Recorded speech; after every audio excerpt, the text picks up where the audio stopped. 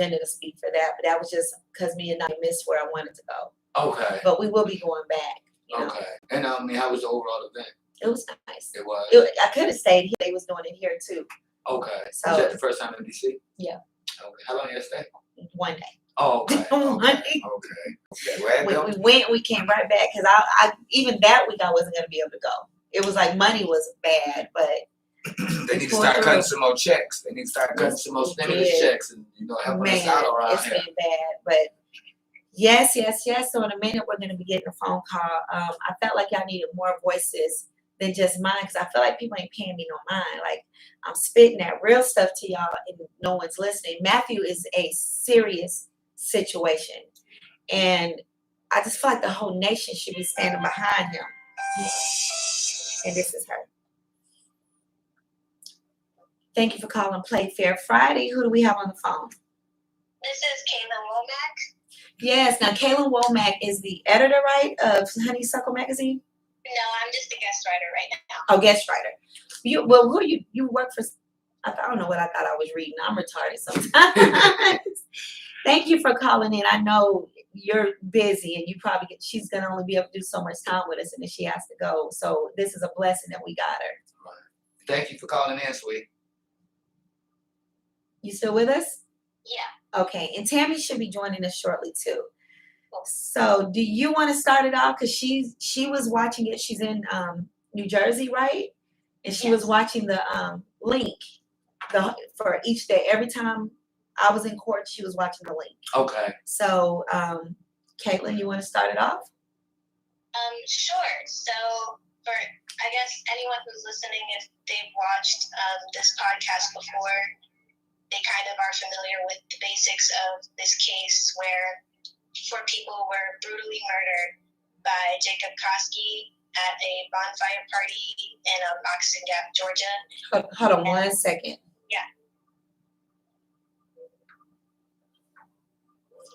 Tammy, you with us? You with us, Tammy? Yeah, I'm here. Okay, go ahead, Kaylin. You got the phone. You got the floor. I'm sorry. Yeah. I was just giving them an overview of the case and what happened, but 4 people were brutally murdered at a bonfire party in Moccasin Gap in Georgia. The initial report says that Matthew Baker and Jacob Koski walked in together and shot everyone working in tandem and then left in a getaway car, which was a jeep that they ended up locating at Matthew's house the following morning.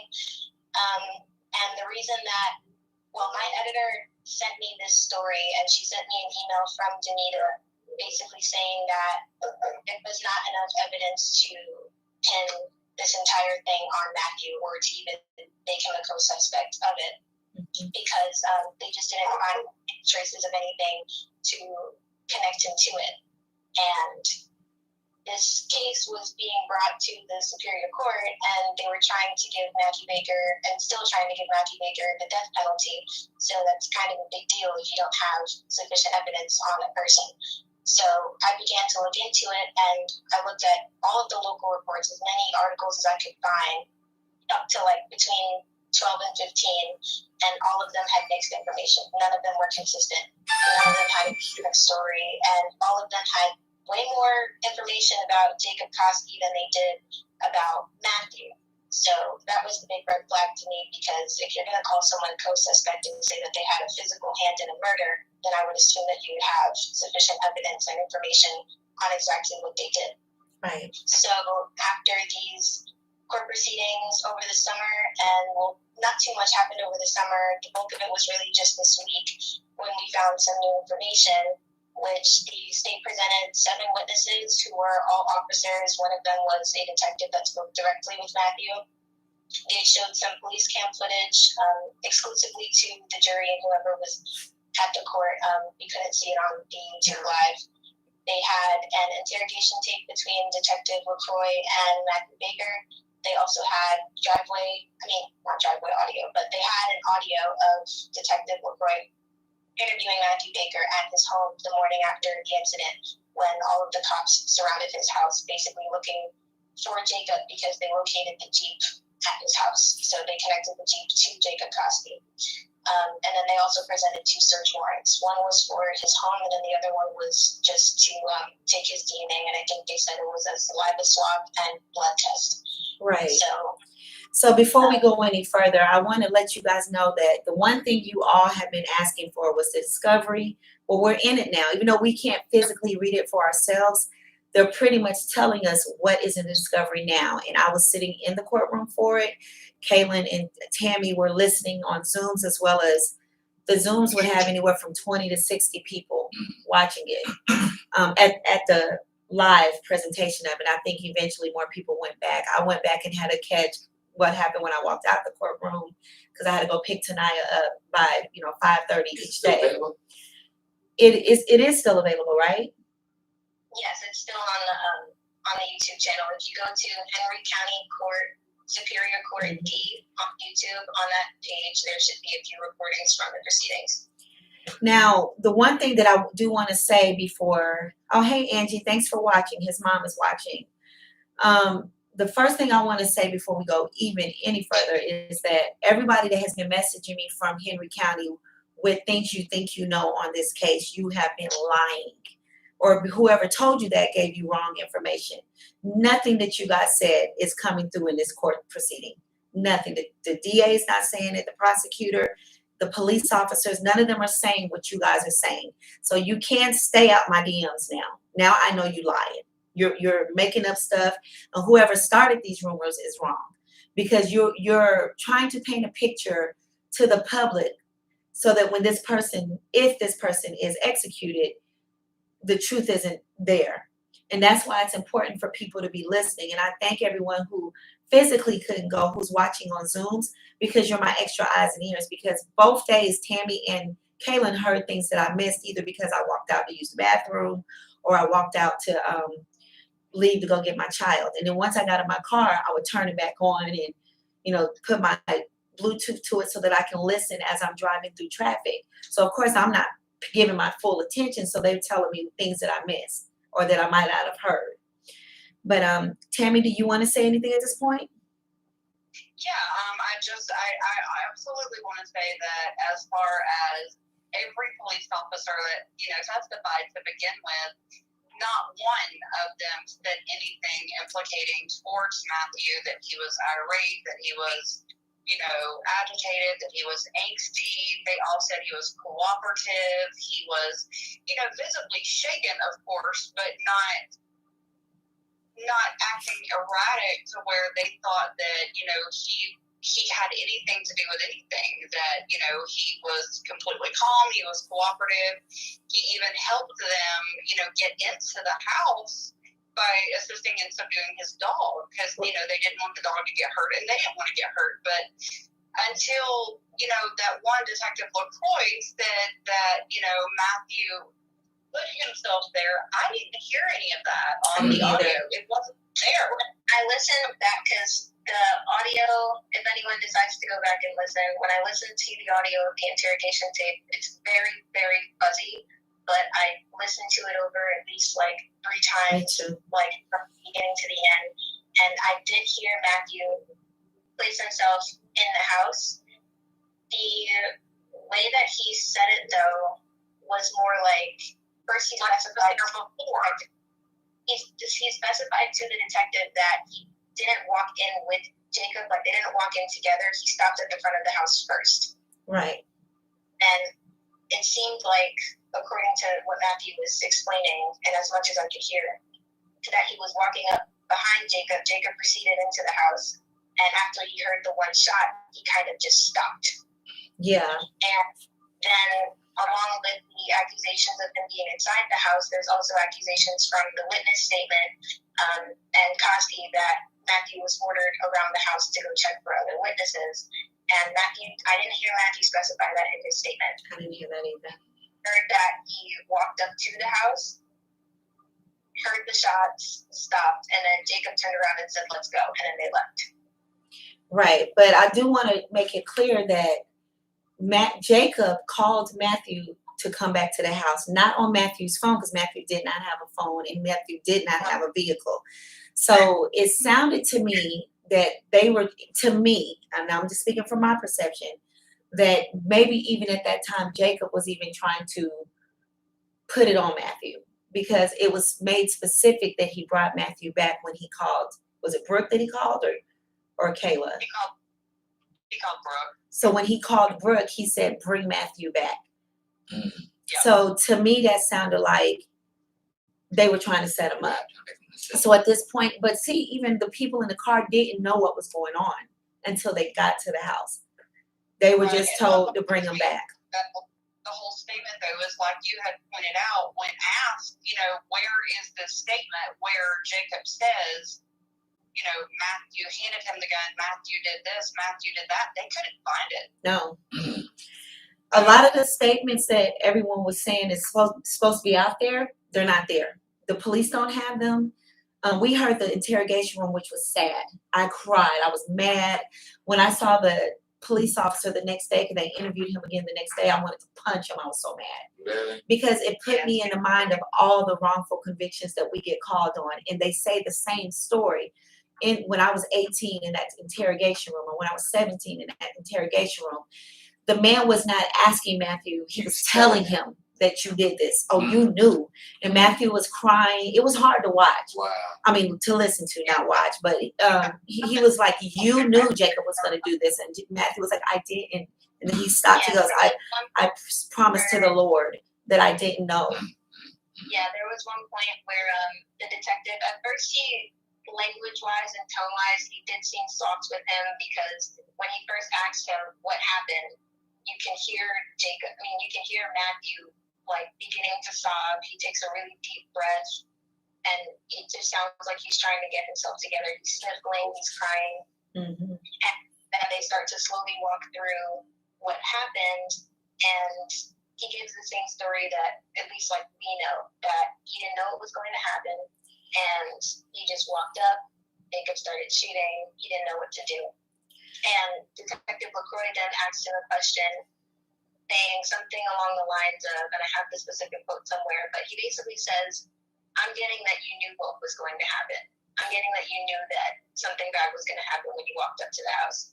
And Matthew specified that something at the most that he was expecting was a fist fight. Yeah. That was going to happen outside. He did not know what was going to happen. He did not know that Jacob even had guns on him, because he didn't see them until Jacob walked in the house and pulled them out.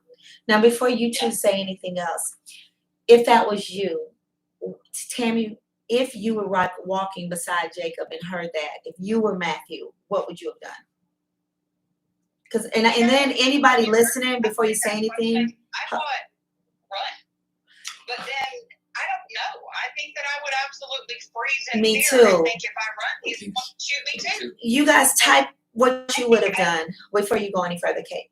What would you, anybody listening in, type me, what would you, because people say different things. Me personally, I would have been afraid that Jacob, in his mental state, would have killed me too. So I would have froze. And, some people say run, some people say froze, some people say stop him. I know I wouldn't have touched him. I know that for a fact, because he's got guns. Right. I wouldn't have touched him, but type what you would have done. Anybody. Okay, you got it now, Kayla. I'm sorry to keep interrupting. No problem at all. I think in the scenario where he was in the house, the detective placed them in a hallway. Obviously, there's no space to, thinking logically, there's no space to zigzag. If you try to run, it's a straight shot as he shoots you. Mm-hmm. Any part of your body is fair game in a confined space like that. If he was outside, almost proceeding into the house, I think I would still be frozen, because one, you don't really know this person that well, and if you've never seen anyone get killed, it's either a fight or flight response, or you go into a state of shock. And I feel like it's not just for watching someone get killed; it's for a lot of other traumatizing experiences as well. Me personally, I have never seen anybody get killed, but I have been in clubs and shootouts happen. But I left and saw the body, but I didn't see it as it happened. I've seen someone take their last breath, and it's not a good sight. it's not. I mean, even as a grown man. And how old is Matthew? How old was he when He's at the time 18. He's 23 now, Mama. Is that right? So yeah. So the whole time, like, let's take it back when we first got this case. I don't know if you remember when I came and told you, hey, I got this case, and we were talking about it. I didn't know. When I met Angie, and Angie's watching, but when I met her, she's a mama that loves her kids. So, I'm thinking she doesn't see wrong in him. So I need to see what's in that discovery. She was like, everything Angie said about Matthew was elevated. Matthew is this great, awesome kid. He's amazing. He's sent from the heavens above. And I was like, yeah, you're not going to get the truth out of her. Right. But then when I met Matthew, even though I've only spoken to him twice on the phone, he really is a good kid. He really is a good kid. But I still needed that discovery. I still needed it because we're growing fair. We're growing Play Fair Friday. And I didn't want to get on here and say he's innocent. And next thing we know, he shocked us. This kid we think is so good is a monster. Right. Go ahead, you two. What about your thoughts, Tammy and Kaylin? I think also just listening to the tape, I took a few quotes from him, and one of them you quoted where he pleads, I swear to God, I swear to the Lord, I didn't know what was going to happen. And there was another one where towards the end of their interview, he basically takes a pause and he's asked the detective, have you ever seen somebody just get shot and you just don't know what to do? You can't do anything about it. You can't stop it. Even if you say, hey, what the F is you doing? He may shoot me. Mm-hmm. And the detective at that point sympathized with him, and he said, I know, I've seen it before. It's shocking. And in that moment, it just seemed like after Matthew was basically relaying all the details and reliving this night, that quote stuck out to me because it really just seems like he was reflecting almost in a way where he did kind of feel bad that he didn't know what to do. But it was honest that he didn't know what to do because he stated multiple times in this interrogation tape too that he was scared for his life and that he felt like at any moment Jacob could turn around and shoot him. Right. And that's thing that I would run. I mean, that's me as a 29-year-old now. But yes, ma'am. But as an 18-year-old, I honestly believe at 18 years old, I would have just froze and not known what to do, but just stand there and stare. At 45, I would have froze. like, what the hell? That's just me, and I'm not a scary person, but guns, I'm scared of guns. I didn't even, people would always tell me I should have guns, but when I had all of my children, I was afraid. One of my kids is ADHD, and I was scared that if I had guns in the house, he might not purposely kill one of his siblings because he's not that type of person, but he might play with it out of curiosity because he was real impulsive. So I was afraid to have them in the house because I was hearing of kids accidentally shooting their siblings. And now it's just me and Tanaya. I don't see me and her killing each other, but I'm still careful with what's around her. But and even as a man, you have perspective from a woman. And of course, we're not expecting women to be heroes in that type of situation. Right. But me as a 48-year-old man, I don't know what I would have done. I don't even know. I mean, people could say what they think they would have done or what I know I would have done until you are in that position. That's what I was gonna say. Nobody knows. We can try to say, well. Let me tell you, I have come across the Klan and I have been robbed and in a domestic relationship. And before they happen, even I said, if that was me, I would do this. But when it's in your face, no, it's something totally different. So we listened to the interrogation room tape. It was very traumatizing to hear. I just wanted to put my arms around Matthew and report, I'm so sorry, baby, that they did this to you. And I always look at him because I have a son only a year older than him. Or no, my son is 21. So my baby son is 21. So that could be Darius sitting right there. And when I see Matthew, I'm looking at Darius, or I'm looking at Dimitri, Dominique, or Deja. This could be that kid. And when I leave the court, I'm in their ear. You be careful. If anything happens, you call me. They're like, oh my God. Now, the statement that the young lady made on behalf of Matthew when he was speaking to the detective, and he was stating to him, has this ever happened to you? Like, what would you have done? Right. That sticks out to me as well. Yeah. So that shows me somebody who was put in a position that he didn't know what was about to happen, because that wouldn't be his first logical statement to make unless he's giving you his natural. Right. You know To what I mean? me, His it's state. saying it's not fair how you treat me. Like, you're acting like me. I'm supposed to be. First of all, Jacob is a big dude, Wow. so you're acting like I'm skinny, young, 18-year-old Matthew is supposed to be the hero.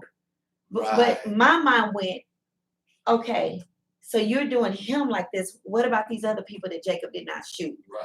The difference here, and we tried our best not to make this a race case, but it is one. Right. And I have to go ahead and say it. Like his mother, who is white, said, when are you going to start saying it? Well, I'm saying it now. Right. I did everything I could not to make you racist, Henry County, but Right.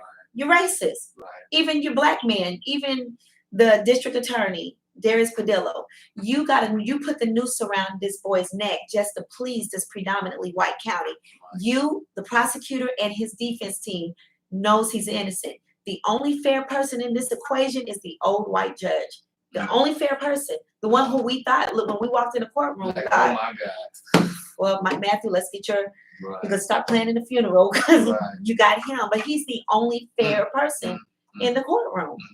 And you know why? And a lot of times, when you get older and you've sat on that judge for a long time, sometimes you want to make right some things that you've made wrong. Yeah, And I just get he might have always been fair though. Okay. The way he acts, I just think this is just him. Okay. Because And I love that he asks questions. Like if I thought of the defense attorney or the prosecutor, if they don't ask the questions and she doesn't understand something, he'll ask himself. He'll say, "Okay, for my clarification, or I didn't like the way they worded that. Let me see if yes, me too. I can understand." I mean, he really, really, really pays attention. At one point, the district attorney was sitting on the same row as me, but on the other side of the courtroom. And when the judge did that, I was like, "Thank you," because I'm writing. Right. And he, gave me this FUB look. Huh? You said it out loud. Yeah. Yes, I was like, "Thank you," because I was still confused and I was trying to figure out what was I about to write down. Okay. And then he cleared it up to where they had to answer it in a way that I understood what Was being said. effery is about to come out their mouth. Okay. So I was like, and write it down. Okay. So at this point, we're sitting in there. So it has been confirmed that his fingerprints were not on the guns. It has been confirmed that he didn't have guns. Huh? They only found one gun. Okay, now. Go. Both said that Jacob had both, but then Koski said that when he got in the car with Matthew, that while they were driving, he rolled down the window and threw one out of the window on like the highway or something. And then when they stopped the car and he walked to wherever his destination, he said that he dropped the other gun in a river. That one they recovered because he gave them directions on where to find the gun. The second one, 5 years later, they have not recovered it. So they can't, and they haven't dusted the first one, to find the DNA match to Matthew. They haven't found a match on that gun. So I don't believe that though. It's been 5 years. Right. I just don't believe that. Because I did notice too when they announced the blood analogy and the DNA analogy, they only found blood on a black sweatshirt, which they said tied to Matthew, not because his DNA was in the shirt, because Matthew said he wore a black shirt. And to me, if you just killed somebody and blood is on that shirt, you're not going to admit that you wore that shirt. Right. He volunteered that information. He goes, "Well, I didn't wear all black. I had on a black sweatshirt." Right. And then there's a black sweatshirt recovered that has blood on it. And when they said that in court, the whole court looked at me. And I'm thinking, but was it Matthew's? Right. Did you, this shirt, when I take it off, you got my DNA all in this shirt. Right. So run it. See if it's me. Right. And even if it's him, let's say he took it off at the party. How one of them didn't just dip it in the blood? Because my mind won't leave the boy under the blanket. Right. It just won't leave him for nothing. Right. This kid says he hid under a blanket. Now Jacob is going from room to room executing people, because that's what he did. I mean, the way he killed them was brutal. He's executing them. You are not on the bed. Now, if he was under, I could say, okay, Jacob might not have saw him. There's statements from the news reports that say that last witness who went anonymous was hiding under the bed, and then the detective LaCroix in court the other day said he didn't specify where he was. He just said he was in the room hiding under a blanket. He didn't specify whether he was hiding under the bed, on top, in the closet. He just said he was hiding under a blanket. But see, I think I'm gonna say on top. Blanket or in the room and get blood on the blanket and gunpowder residue on your person. Right. Right. Huh. Say that. So what Tammy just said is if he was under the cover hiding, how was blood on him and gunpowder on him as well? And he never got shot. This person never got No, shot. he didn't get shot. But you were close enough to somebody That's that got shot. And you were close enough to Jacob while he was shooting. But why are they not questioning this? Right. And why is Matthew's attorneys not opening their mouth, asking more questions? See, the key is to get everything on record and to ask as many questions as you can ask. I'm sorry. I didn't watch it. Okay, one moment. What is because I don't have no more room on this phone, Angie. What's the number to the studio? 678 Okay, this is for Matthew's mom. 678 974 974 5940. 5940. So call that number, Angie. And then Erica Jones Phillips says, I'm sorry I'm a little late. I don't watch too much news because of all the hate. No, this is from 2016, Erica. This isn't new. Huh? I just dropped the link to the most recent story. Okay. What's she got on yours? No, she dropped her article. You have the article already. Oh, I was trying to look at the court thing, and I pulled up the old one. Is that Angie? No, this is what the heck. Okay. So where was we? That just kind of threw me a little bit. The witness where he was placed, if there was any gun residue or blood or anything on him to connect him to the crime scene, and we were also talking about the black hoodie. The black hood. Okay, right. So, and then I did listen to the 911 tape. I can't play it on here, but the 911 tape, Jacob's sister did not incriminate Matthew, but now she's incriminating Matthew. So to me, huh? He didn't incriminate anyone. On the tape, she sounded right. And I was very confused about that. I'm glad you brought that up because they said that that's who identified him as she recognized his voice. But she never said his name on that 911 call. Right. She didn't see anybody in there. She didn't see anyone. Right. They asked. Yeah, they asked. Right. Who is shooting? And she said, I don't know. So, but now you're incriminating him. Who was this young lady?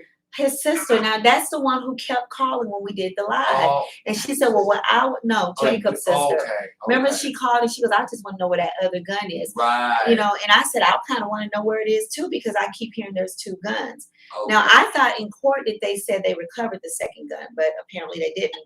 I thought I heard them say that, but So she never because said. I heard excuse me, I'm sorry, but I heard the judge when he said so. Apparently that wasn't true. When Jacob said he threw the gun out the window, and he goes, well, apparently that wasn't true. He just sent you on the goose chase. And I thought he said because you guys found it, right? And I thought the guy said yes. So I guess I'm wrong. No, Brooke, Kayla, and Matthew both, all three of them said that they don't remember Kosky rolling down the window to throw anything out the window. Right. And they would have seen it. Now, Brooke, the two girls was in the front, and the boys was in the back of the Jeep. Yeah. And so yeah, if you're gonna throw something out the window, it's gonna hit one of the boys in the face or something. And this is after the fact. This is right before the police got involved. So this is as soon as they left the scene. Yeah, and they got out scot free like that. That's retarded to me. That don't even make sense. Do either one of you have the accessory clause with you? Did I send it to you yesterday, Tammy? I know I sent it to Angie and Can you? I don't have it. Okay, so when I got this case, Matthew's mother said the accessory clause is the reason Matthew may be found guilty. So do you mind reading it to us? Yeah. It says, when a person is a party to a crime, every person concerned in the commission of a crime is a party thereto and may be charged with and convicted of commission of the crime. A person is concerned in the commission of a crime only if he directly commits the crime, intentionally causes some other person to commit the crime under such circumstances that the other person is not guilty of any crime, either in fact or because of legal incapacity, intentionally aids or abets in the commission of the crime, or intentionally advises, encourages, hires, counsels, or procures another to commit the crime. Now, Definitely not. I took a picture of that in the Georgia Statute and Codes book and sent it to them. Now, you just read it, Kaylin. From your perception of everything we've heard in court so far, does Matthew qualify for that to be used on his case? No. If they were following the way that the initial local news reports were kind of framing the situation, they kind of made it seem like he was the mastermind behind it and kind of like baiting Jacob into doing it and giving him instructions on how to do it. But according to Matthew's statement, and also according to Koski, because he admitted several times that he's acted on his own, that Matthew was just standing there in shock. Now, they have not even been allowed to communicate with each other since the arrest. But they're saying the things that Jacob put in the JPay, Matthew said in the interrogation room. But, you know, and I'm going to go ahead and say this on here because, in my opinion, from what I've seen in the courtroom, I don't see that these attorneys are representing Matthew well. It doesn't seem like they're trying. And that's just my opinion. But it doesn't feel to me like they're trying. I did send Jacob's JPay messages and proof that I did not seek him out to Matthew's attorneys. Now, whether they're going to use it or not, I don't know. But they asked me to not communicate with Jacob anymore, which I haven't. And they told me they had no desire to talk to me. Now, what wasn't sitting right with me is I'm not retarded. If you tell me you don't want to talk to me, I haven't tried to talk to you. So I haven't called them.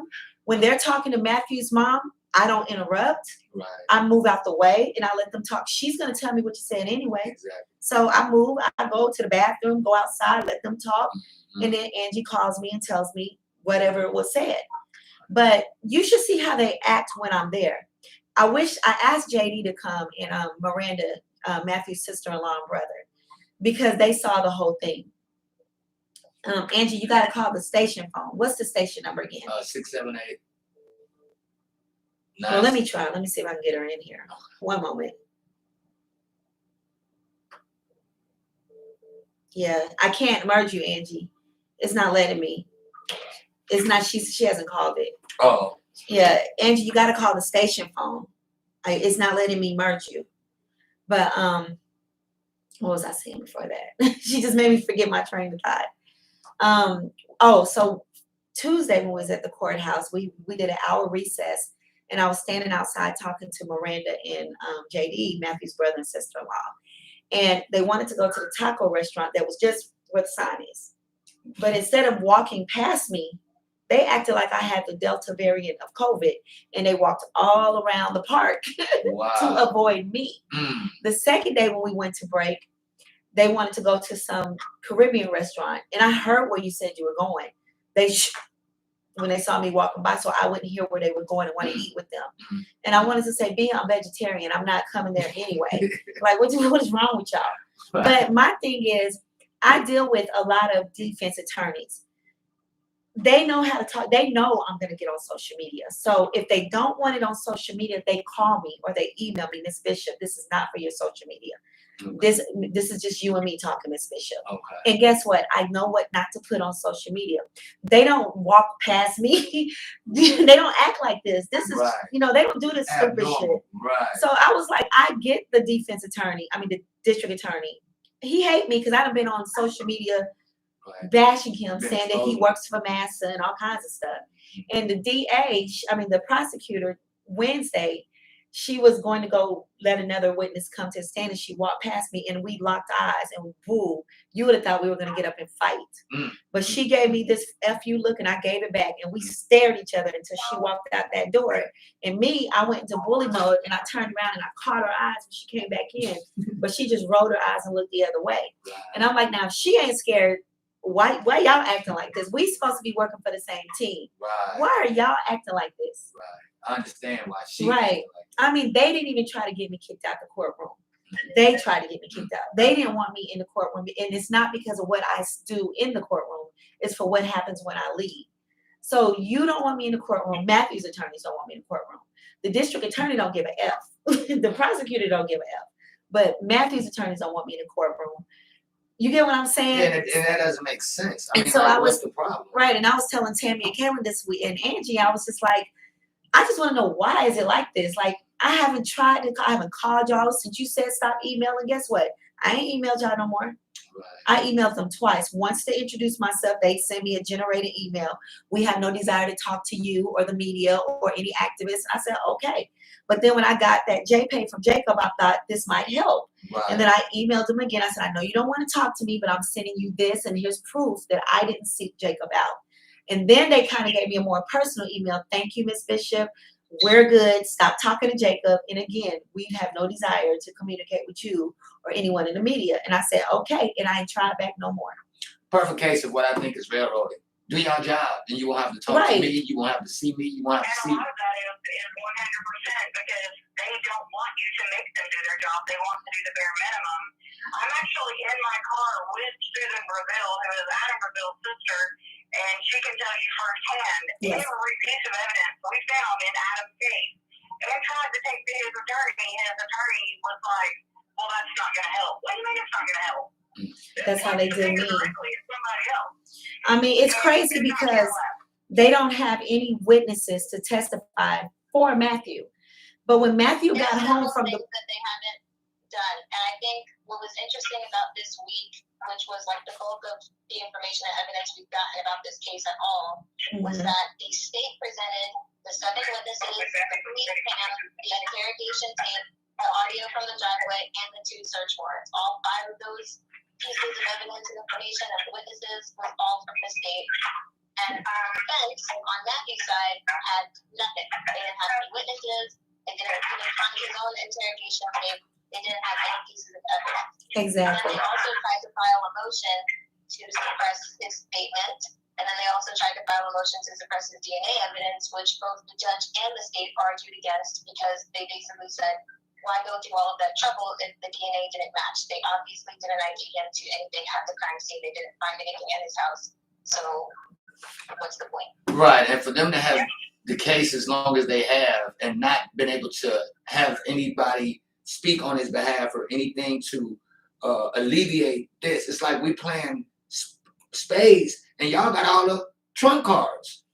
Well, somebody said, I wish he can get a real lawyer. I don't know because, you know, Tammy, you're on here too. You know, this is a group thing. We don't have to answer the question on live, but I was actually thinking when we do the birthday, stop the violence, the money that comes to us, maybe, I mean, if it's enough, if we're blessed and it's enough, because we need 75,000 minimum to give to them for an attorney. So you guys just. We can raise as the retainer, then, I mean, we can always see what can happen. If we can just raise enough for a retainer, if in the end we win, then we'll pay them with a civil suit when we sue the shit out of Henry County for wrongful incarceration. Exactly. Okay, because you know I can't make decisions without y'all. So I was thinking about that. As I was driving when JD from Street said that they're gonna do the vending and the money's coming to us. So it just hit me today that maybe if we can get an attorney to take whatever, it might only be $5, but whatever it is, if it's enough to get a better attorney, then we're gonna, ask Matthew to get rid of those attorneys. And if we can get the attorney to take that, even if that's all we can get, if they'll take that, I mean, because you got to think about it. If he's working with a public defender, I've always felt like that's a conflict of interest. And even though I know everybody can't afford, proper legal representation, the way they have it, the same people that are paying them is the same people that's representing him. Like, well, how much are they Kaylin suggested a GoFundMe, but you cannot do GoFundMes for legal fees. They'll give the people back their money. The only one that you can use for legal fees that I know of is called Fundraiser. Yeah. But any GoFundMe, if anybody reports that it's being used for legal fees, then they're going to immediately shut it down. Yeah, we can't promote a GoFundMe. The other one that you said there was another website. It's Fundraiser. It's Fundraiser. It's FUNDRAZR. That's the one that when people reach out to us and I tell them to set up a fundraiser because I don't like to do it because I don't want you to think I'm taking your money. So set the fundraiser up, give me the link, and I'll push it. Because GoFundMe was better because you can see where you were. Like it'll say if we say we need 10,000, it'll say you got $1, or we need how much more we got to go.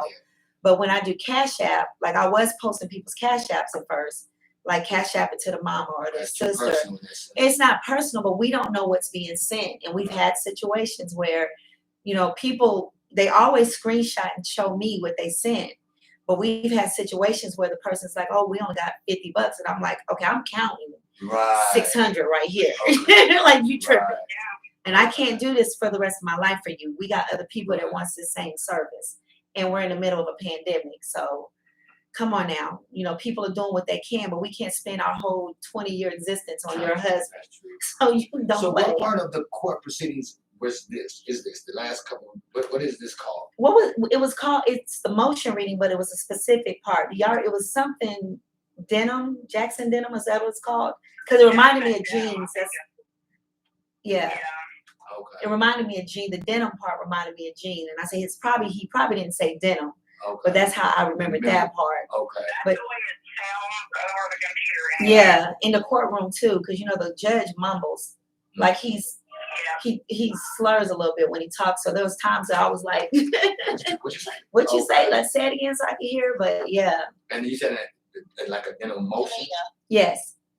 I'm on now. I'm on. I was waiting on y'all to talk. Pete, I want to say, Pete, welcome back. I'm glad you're healthy. Thank you. You're back in. Hold on 1 second. Don't get started. Stop real quick. I'm going to answer all these questions. We have reached out to the NAACP, Black Lives Matter, NAN, Al Sharpton. Who else we reached out to? I've reached out to every activist, and some of you are watching now, and I'm going to put it out there. I have reached out to y'all, and when you guys ask me to help with things you're doing, I jump on it. When I asked you guys, it's, oh, you're going to get the credit. This ain't about, I will move and let you guys do all this if somebody else would just jump in. The only activist that reached out to me was Anna Guinos. If I'm saying it wrong, boo, I'm sorry. She offered to do a podcast of them and to jump in any kind of way. And also Sarah that does, what is her name on social media? Just Sarah or I Am Sarah, whatever it is. I Am Sarah. Yeah, but she's been doing TikToks for him. Okay. And she's been Only Sarah, that's right. only Sarah. Okay, she's been doing TikToks for him. The rest of them, I have begged them, like, this is a serious situation. If it's just us, then Al Sharpton or Jesse Jackson will see it if it's enough of us, but they just won't jump in. But when they call us, Tammy, we'll hop on a plane. We will get on a plane, a train, a bicycle, and we come to them. Right. Whatever it is they need, we don't care who get credit. Right. But when it comes to fair, well, you guys are going to get all the credit. So you're going to let this guy die because you don't want me to get no credit. Credit for what? Right. Let me just remind you, when a person gets out of a wrongful conviction, they don't remember nobody but that person. Right. They don't remember his wife's name. They don't remember the activist. Nobody. They remember that person. So, I had to say that while I saw a couple of their eyes watching me. Go ahead. I'm sorry, y'all. Y'all got the floor. I had to just get it out there.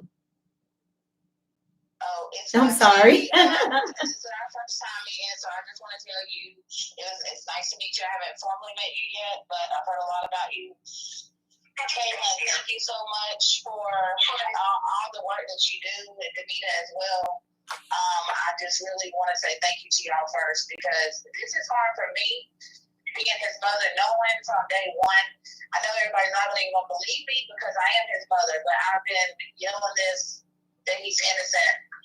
I want to make a few points from the day, from court now that people can see it to now. This boy has said that he is innocent. Mm-hmm. And now it's proven that he is innocent. And it's sad that only a few people still want to listen. Hold on 1 more second. If you're talking about the guy that did the article, Essence, we already tried him too, and he didn't jump on board. They wanted the discovery first. Okay, I'm sorry. I'm trying to answer their questions before it goes down. Yeah, that's fine. It's okay. I mean, he just, and like before, I can't explain to you how Matthew is. I told you this the other day. I can't explain to you what type of kid Matthew is, because he's a kid you just have to meet. And I will say this, since if anybody goes back and look at the news clippings from any of the news stations. One in particular, I think it might have been Channel 2 News, when the lady, this was before Jacob got sentenced, and she was stating in her news thing that Matthew displayed a different characteristics that Jacob did. He was yes sir, no sir. Mm-hmm. And I can recall that when he was given his death penalty paperwork or page or whatever, when they decided they wanted to do it, because when they first went to court, the death penalty was not on the table. But later on, once we got Darius Patello in office, that's when he decided that he was going to add the death penalty. And when he gave it to him, Matthew, his papers on national TV, Matthew read the paper and said thank you. Now, when Trump does that, Right. I would have tell this man thank you. He's trying to put me to death. killed me. No, And pull up. but they said, and here's I think there's some good errors that just come naturally and they're not forced. No. right, you know what I'm saying? And okay, so we don't want to. Everybody says we don't want to make it a racial issue. Well, tell me what the hell is it then? Because you got 3 white kids. Yeah, Matthew's half white. Okay, 1 second, because my phone. Hold on 1 second before you go any further. Because okay, so you all are shooting attorneys to me. This is a capital case. Okay, it has to be an attorney trained for capital cases, and they're not cheap. And he has public defenders, but they're capital defenders. They're not your regular. They act like they're your regular public defenders, but they're supposed to be highly trained for capital cases, right? And when Danielle was still with us, she reached out. She looked them up. Every last one of Matthew's attorneys have only been to trial. This is their second time in trial, and they lost that one other time they went to trial. On top of that, they are plea signing attorneys. They get everyone to sign a plea. That's it. So I do appreciate everyone getting involved. You know, if you can find an attorney that's a capital attorney, Matthew's mom cannot afford $75,000. And I'm not sure how long we can take to raise it when we're already in this phase of it. So if you find one, they got to be willing to pretty much take this pro bono or for next to nothing or give us a lifelong payment plan. So, you know, I just had to break in and say that, but I do appreciate everyone for sending us any advice you have. And celebrities, yes, we've tried them too. We've done it all. There's nothing that we have not done. But thank you guys. Okay, go ahead. I'm sorry, but You don't have to send me the radio station number again in a minute because I didn't get it a while ago. I was trying to get you to bring on your live. it wouldn't let. Kayla's gonna have to hop off she's gonna have to hop off in a minute, in about 10 minutes. Well, when she hops off, you can hop back on. It only lets me have 2. This is like a cheap phone, government phone. Your phone. Okay, Yeah, you can call this phone when she comes off. What I was gonna say though is, okay, so we don't want to make it a racial issue, but it is what it is. Because you got 3 white people that only have obstruction charges, which, okay, so from the court, now here's another thing that's kind of whacked out to me. What the hell brings in all of a sudden, we want to do an arraignment here today on this other person? Yeah, that. Separate differently situation. The judge said no. The judge said that because he said he's never seen nobody do it 5 years later. And I said that wasn't nothing but a scare tactic on Darius Padillo's part. He looked at me when he did it. What you want me to do? You want me to save her? And I gave her my phone number. Back in June,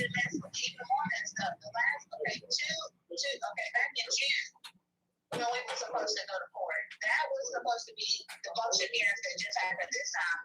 And the DA got in there and rearranged the whole courtroom. Instead of us doing motion hearings, we're going to do a new indictment on Matthew because of the pandemic and add more charges to him. So instead of him having 13 charges, now you got fucking 30. And like I said before, and I know this is live now, and I'm going to say it, I don't care how many more charges you add to him, I'm not going to ever shut the fuck up. Oh, she said that in court, honey. When after they added those 19 new charges to Matthew, She said, you can add 1 million charges, bitch. And I was, yes. Mama said that. I was like, but since we're speaking, If my son is guilty, ever guilty of anything, I will shut up. But you will have to prove it to me. He will have to tell me, Mom, I need you to chill out because this is what I did do. And he has not said that. This kid has told me plenty of times when they offered him his plea that he told me, he said, Mama, I didn't do anything. I didn't know nothing was going to happen. I didn't do nothing. But if I have to die, for what is right, then they're going to have to kill me. Who says that? No mother should ever hear those words coming from their child. I'm hoping that the community will come together and stop this. Like, this is not serious. What more do y'all need? Okay, I gave it to you. Y'all wanted to wait until, because you're hearing it from Henry County. And then the black people from Henry County messaging me saying that, one kid messaged me saying Matthew done already said too much. Well, we listened to the interrogation report. The interrogation, no, he didn't. and where are all the people that was calling in? Where they at now? Yeah, they're not calling today because I stopped it. Right. I told them, I said, now y'all can get out my inbox because now you are liars. The district attorney is a liar, and the prosecutor is a liar, and his own attorney's a liar. So we see that all this stuff that y'all were messaging me, he did this. Well, he did. He did this. So then when you can't get me there, then it's, well, Matthew smokes weed. Your mama smokes weed too. Right. Get out my face. Everybody you did. And probably get out my face, okay? Like, stop. Like this. Okay, so if so, okay, smoking weed, okay, yeah, it's illegal, but still, you don't hear people smoking weed, driving down the road and wrecking and killing somebody off of alcohol. This is not what he's on trial for. We are only Exactly. whatever he's on trial. If you feel like he's a bad kid, then indict him on something. Get a new case. But for this case, this is murder. 4 murders. Like Jacob said something I've never, of the court cases I went to, none of them grown ass men ain't never said. If I killed 4 people, why do I got 8 charges of murder? Right. Who else I killed? The roaches, Right. the rat. What else? Who else did I kill? Right. Like seriously, if I killed 4 people, why 8 charges? Why 8 counts of murder? How many times did I kill them? Twice? Yeah, Like what happened here? Yeah, and that's, and I'm not taking up from y'all, but in all aspects like this, like I've said this before, I want the victims' families to have some kind of conclusion to what happened to their child. Because me as a mother, and as much as I love my kids and my grandbabies, if something like that was to happen to one of them, I want to know. I want to know everything. Did they hurt? Did they suffer? Like, was it instantly? Like every No. Like that. I wouldn't have those kind of questions. Because if you tell me, I'm gonna make you suffer. And I'm just being real. You can't do something like that. I understand. I don't have no anger with the victim's family. And I mean, like when they were in court this week and they had to hear how brutal these, I know this isn't the first time they hear it, but it's never going to get old. You had to hear that your child had 2 bullets in the head and the brains were, they were graphically saying this in court. I got to step out of my car for a second. I'll be right back. Okay. And I had to hear them crying. And then they would look at me like I did it. And I'm like, I'm just here to make sure he's being treated fair. What if at any time I would have heard them say anything that incriminated Matthew, I promise you, I would have got on here and I would have apologized and said, I just don't want them to kill him. You're right. He's guilty. Right. But every day, he's more and more innocent. Every single day. We're in the discovery now. Right. We're in it now. Right. They're telling us what's in it now. In reference to that, when I talked to Matthew the day after the second day of court, I spoke with him and I was like, Matthew, I said, did your attorneys really ask to suppress your interview and stuff like that? And he was like, yes. And I was like, but why? I said, your interview really shows that you're innocent. I was like, anybody that listens to that will really hear that you are innocent. There, of course, if it's suppressing any evidence, I said, that proves you're innocent too because they have nothing on you. And he was like, Mom, he said, I understand, but don't worry about it. He said they did it for a reason. I was like, okay, but I don't understand. And I said, but he said, but mom, listen. He said, what happened in court today, I wanted to happen. And as far as them hearing his side of his interview and stuff, he wanted them to hear that because now it shows them that he is innocent. And I mean, let me say something real quick. Too, but Angie, let me answer these questions real quick. So we have a lot of court to go before we get to the trial.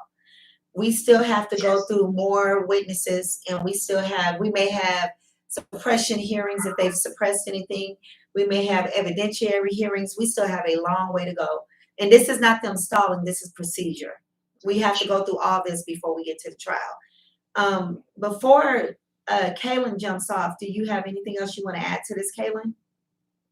I just want to say and remind everyone that when Jacob Koski was put in jail, he had like set amount of charges after confessing to killing all 4 people, confessing to requesting Matthew to come, after confessing to everything. And Matthew currently has double his charges. Okay. So if you go to the Henry County Superior Court Superior Court D page on YouTube, and if you go through, I think it's part 1 or 2, they're kind of long. It's towards the end when they play his interrogation tape. If you listen to him, well, first of all, on paper, there's nothing that can answer the crime. Even if you wanted to at least try to say that he was an accessory to the murder, there still isn't anything solid that they can bring to the surface to pin this on him. So just to put into perspective that he has double the charges of the person who committed the crime and confessed to it, I think this is worth something paying attention to. Yeah. And Definitely. where's it called again? Henry County. Courtroom or courthouse?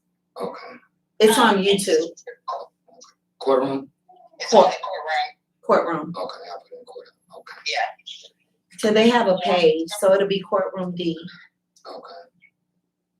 Now I'm gonna add Kaylin, you gotta jump off right now? Yeah, I'm gonna jump off so you can call back Danita and then you can she can merge you in. Okay, Danita, I'll call you right back. Okay. And I was saying, Thank you, Danita, for having me. no, thank you for calling in because I felt like they needed to hear a voice that wasn't mine because now I think people are just listening to me like, yeah, right. So I'm glad you called. Thank you. And thank you for being the only reporter to jump on this story so far. Of course. Thank you. Yes, thank you so much, Kaylin. All right. And you know what's crazy? Bye-bye. Have a good night. And you know what's crazy?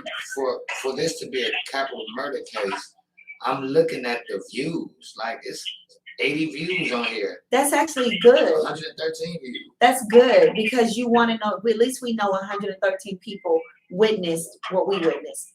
Because if they didn't have that link, I was the only person in the courtroom the second day. Okay. The first day it was me and his brother and his brother's fiance. So we need to push these Yeah. things to show the injustice. And then the second day, his stepfather was there, and then he had to leave before lunch, and I was there by myself. But for the last hour, none of us was there because I had to go get Naya. Okay. But yeah, you want the link has been a blessing, and I hope me saying that they don't stop it. Right. But because nobody was gonna get 9 o'clock in the morning, nobody was gonna get up there and go. Right. I mean, I don't live nowhere near Henry County, and I drove, but I have more flexibility in my life at this Right. point. Right. So the links have been a blessing. But when you don't go in the courtroom, imagine if we didn't have the links and I wasn't in the courtroom, or the last time it was his mom's and more people as well. But if we weren't sitting in these courtrooms witnessing this, this is what happens in these wrongful convictions. They're going there by themselves. And these people are having conversations about their fate, whether it's freedom or death. And we're not there to witness it. They don't understand what's going on, and their life is being taken from them. And then they get thrown away, and we just believe they really did something. We just believe that they really did something instead of, finding out for ourselves. And that's what I'm pushing now that needs to change in our community, especially for those of us who don't have money. If you got $5,000 is not good money for an attorney. $5,000, you should have just went on and took the public defender. And I'm just gonna put it out there. $5,000 is a lot to me because I ain't got it. but it's not enough for an attorney. It really isn't. If you can come up with 20 or more, you might have a decent one, but you still got to stay on that attorney and you got to do your own research. If you got 1 or 2 solid people in your life that'll sit in these court proceedings with you, it doesn't start at trial. It starts at the arraignment. From the arraignment all the way down to the sentencing, you got to be there for that person. And don't be scared. Actually, it starts at the preliminary. No, it doesn't. The arraignment is first. The arraignment is first. Well, they did Matthew backwards then. No, I thought you told me he already got arraigned. He did. Well, then they didn't do it backwards. But the first court appearance was going to court and saying this is what your charges are, and that was it. Then the second time we went to court was a preliminary hearing, and then the third time we went to court was a bond hearing, and then the fourth time we went to court, that's when the arraignment hearing came. Well, I seen an arraignment hearing from 2016 on YouTube, so they did do an arraignment. But before that, though, they did a preliminary hearing because I had a different attorney represent him at that preliminary hearing. Gotcha. So I mean, maybe it is the arraignment hearing should be first. So the arraignment hearing is basically where you go in front of the judge and you just guilty, not guilty, no law, whatever you're gonna say. That's the first part. There's not too much that you need to do there other than really not guilty or no law. Unless you know you want to get this over with. If you did it, you want to say you did it and get it done with. But like Essence put on here, people are so scared. Like when I say ask this, this, and this, and this, and this, then they'll say I don't want to piss off my attorney. No. Would you rather piss your attorney off or spend life in prison? Which one would you like? Right. You want as many questions on the record as you can, just in case you lose. And that's not me being negative. That's being prepared for the worst. So I don't care if you want to ask is 1 + 1 2. Ask it. Ask if your attorney don't ask, Your Honor, may I address the court? I want to know why. Because it's on record. Your only weapon. You want to get a copy of everything that they have on file, just also in case you need to take it to another attorney. Exactly. Don't wait until the end because that's when it costs thousands of dollars. It's 50 cents a page. So when you leave your arraignment, give it a week. Somebody need to go get them documents. When you leave your preliminaries, give it a week. Each day, give it a week. Somebody needs to go get those copies. Whatever state you're in, you need a state law book. If it's a federal case, get a federal law book. Really, for both, get a federal law book too, because federal law overrides state law. But the very first thing you need to do, and we're going to go through all that next week, is the Constitution of the United States and your state constitution. And because sometimes there's little differences in there. So we all need to be aware of what our constitutional rights are, because to appeal it, you have to show that in this trial, my constitutional rights were violated. And if you don't even know what your constitutional rights are, how you know you're being violated? Hold on, Tammy fell off. Hold on 1 second. You back with us, Tammy? Yeah. Okay. But yeah, so the Constitution is important because as you're going through this, you can, like, for one, the one we all know is he did not get a speedy trial. So that was off top, Matthew. It's 5 years later and he still hasn't even got to the trial. The second is that they're not giving him a fair, his attorneys are not representing him fairly. And I told his mom and him, the only way to prove this when you go to court, because word of mouth ain't gonna help. You can't say, well, they're not representing me because they didn't do this, because they can lie and say, yes, I did. But if you have written documentation where you were asking them to do stuff and they specifically didn't do it, you can prove your misrepresentation or whatever the word is of counsel. But that's the only, most people lose that and they don't understand. You go, in Georgia, when you lose, the next step is a 2250, 2240, something like that, which is showing that your counsel didn't do their job. Everybody goes for that. Okay. Guess what? Almost everybody loses it. Almost everybody. And that's because you're not proving. You can't prove it. You can say they did a terrible job. Well, why? Well, they didn't say this, this, and this. Well, did you say it in the trial? No. Well, you can't say it here either. So that's why you got to do it in the trial. You got to stand up. Matthew has to stand up in anything they're not asking. Matthew needs to stand up and say, hey, A, B, C, D, E, F, G. So that it's on record. Even if the judge isn't acknowledging it, it's just on record. That's all you want to do. Even if you hear a no at least you asked it. That way, when you go to court, when you go to the appeal, it was asked. So you can ask this judge now, who has nothing to do with Henry County. Now he is an appeals attorney. So just giving y'all a little nugget. And I wanted to bring up a few things that so people can really see the racism issue here. So not only all the news clippings, when you look at them, you'll hear them emphasize more Matthew Baker. They'll say, yeah, Jacob Cole Koski or Jacob Koski's going to court today for this. Matthew Baker is like emphasized. That's one thing. Not to mention, okay, if all four of them that was in that car, excluding Koski, did not have no idea what was going to go on, then of course, no, I don't want those other three kids to have charges on them. But if you're going to charge my son for something that he didn't do, then charge the other ones as well, because he didn't have a phone and they drove him there. He didn't have no idea what he was going over there for. But honestly, based on what Koski said and what Matthew said, none of them knew. But like you're saying, if you're gonna do this to Matthew, do it to them too. Exactly. The other thing is, you clearly see that Matthew was not the shooter. There's no evidence on him. There's no fingerprints. There's no nothing. Everything shows he's innocent. How come he has these extra charges on him? And I'll tell those charges in a minute.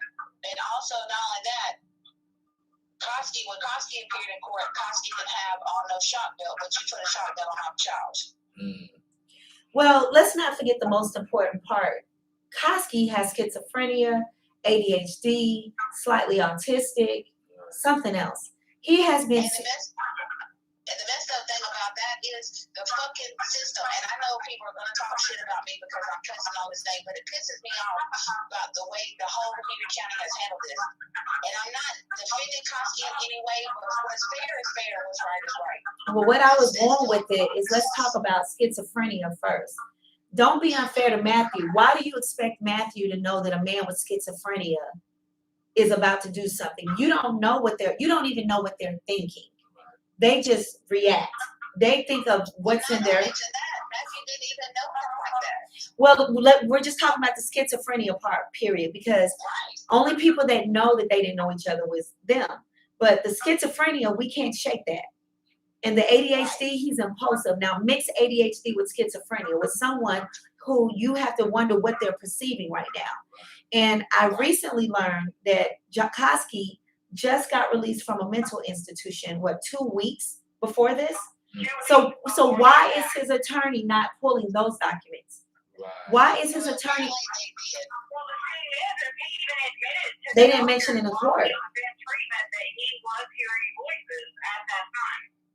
Well, okay. They pulled up when he went to court. Now that's on YouTube too. So if anybody wants to watch it, when he went to his plea hearing where he signed his plea, his attorneys, all that is on Channel 11 did a live. So that's on there as well. Okay, before you go any further, let me get back to the schizophrenia part because you touched on something else. So with him having schizophrenia, Angie, what did they do to get what they wanted out of Jacob? They sedated him. When I found out what drug they gave him, I looked up the side effects. The side effects take hallucination. They take, oh God, it was so much. It's slobbering, drooling, blurred vision, hallucination, and the rest of it dealt with your sexual parts. But to get Jacob to sign the plea, they drugged him. But you drug him for you. But for Matthew, we can't trust him in court. Why? Because he's going to tell the truth. Now, this schizophrenic mind for 5 years won't stop saying that he acted alone. He said, I didn't even know that I was about to kill these people. So how can Matthew know if I didn't even know I was about to kill these people? Right. But it's schizophrenia, though. And I want to just... Day one. Now, here's another thing. And this is on the news media too. So everything that I'm saying, I'm backing it up with facts. So if anybody wants to go and look, this is what you can do. Because I'm not just running my mouth about my child or whatever. I'm sending you facts. When they had a news clipping on Channel 2 or whatever it was, but Detective LaCour was telling what Koski supposedly had said. Then he said that he named Matthew as his accomplice. At that moment, Koski had no medicine in him and was his normal self or whatever mental state he was in. And he said right then from day one, I never said that. He had an outburst in court and they had to shut the courtroom down and get the news people out because his outburst was so erratic.